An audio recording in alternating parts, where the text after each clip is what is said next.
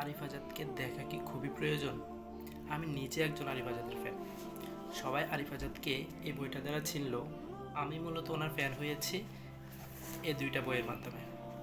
একটা হচ্ছে বেলা পুরাবার আগে, আর আরেকটা হচ্ছে এবার ভিন্ন কিছু হোক।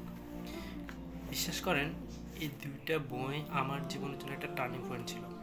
এমনকি আমি নিজে এই দুইটা বইয়ের মাধ্যমে অনেক উপকৃত হয়েছি এবং ইসলামের সৌন্দর্য উপভোগ করতে পেরেছি।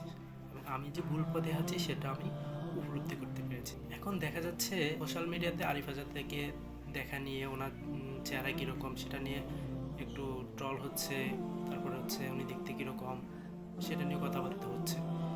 আমার কথা হচ্ছে, ওনাকে দেখা নিয়ে মাতামাতি না করে ওনার লেখাগুলোকে উপভোগ করুন। ওনার লেখার মাধ্যমে জীবন পরিবর্তন আসতে পারে, ওনাকে দেখার মাধ্যমে নয়। তাই আরিফ আজাদকে দেখার জন্য মাতামাতি না করে ওনার লেখাগুলো পড়ুন এবং কি নিজের জীবনে পরিবর্তন